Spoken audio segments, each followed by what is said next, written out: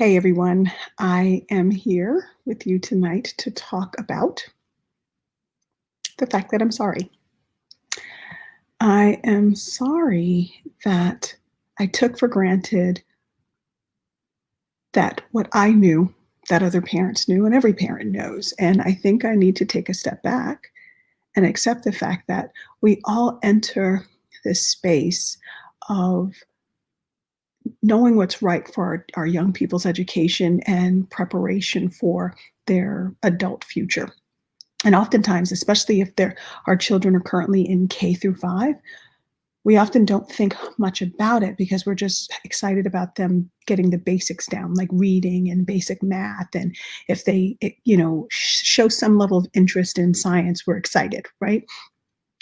However, we do know historically that students in the American school system tend to shy away from science, technology, engineering, and math. And we also know that a lot of school budgets have been taking out the arts, right?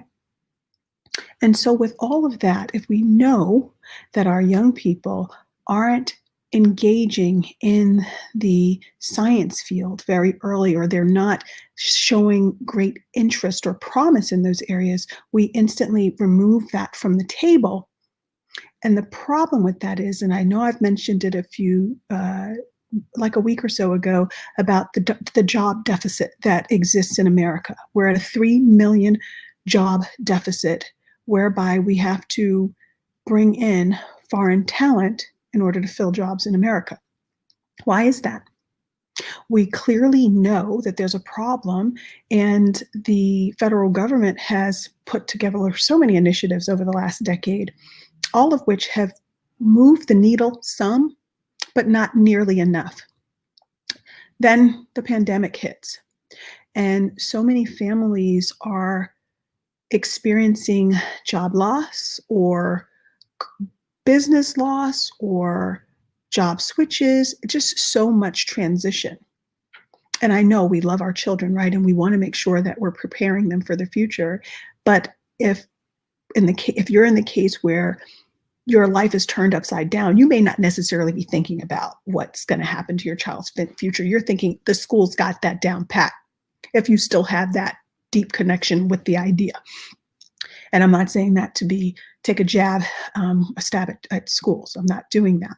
The thing is, though, is that we do have to remember that the structures that are in place don't always support our local schools in the way that it needs to. And so with that being said, I really, really, really want to home in on the fact that it's important that we as parents know and understand that over the next decade, as some careers are replaced with automation and opportunities start shifting, whether it be geographically or pretty much geographically. There are companies that are moving to different states, and the mega cities are losing some job sectors and are gaining some others. But where we see the most promise and the most opportunity is in the STEM fields. And we can do a better job in engaging our young people in finding their passions within those fields. There's so many opportunities to be creative and take creative thought and foresight to create opportunities in this new digital decade. We already know we're in a new technology revolution, right? And it's important that we give our young people a solid basis in this so that they can thrive. And they can start thriving now. We don't have to wait until they've graduated from high school or they graduated from elementary. We don't have to wait in order to engage them in finding out what they're passionate about, but also giving them an experience in the fields that most people find scary because we think, that's tough. Biology is tough. You have to remember all these body parts. You have to do in chemistry and thinking of all the formulas and all of the protons and neutrons and atoms and so on and so forth. But it's all about delivery.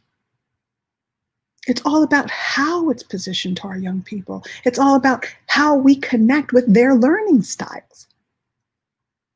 And so there's so much opportunity for us to connect with our children in a deeper level, share with them the different opportunities that are out there. And if you as a parent don't know what those opportunities are, it's okay. There are people out here who live and breathe this stuff and want to share and connect that with your children. 2021 is supposed to be a year of tremendous promise. And for me, I know it will be, because I am committed to reaching as many children as possible and sharing with them the beauty and the gift of a STEAM-based experience. I won't even call it education, because it's an experience. It's an opportunity to really be immersed in the field in ways that are fun and exciting, and really, really connect with the individual and focuses on the individual and doesn't make everybody basically a number in a system.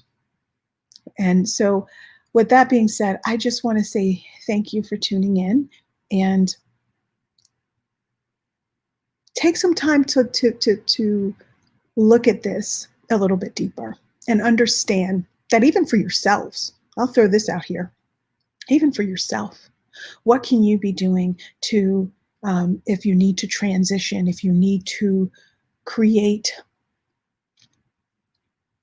new opportunities for yourself, or to restructure your business, or start an entirely new business, what can be done in the field of science, technology, engineering, arts, and math that can help you stay sustainable in this next decade and beyond.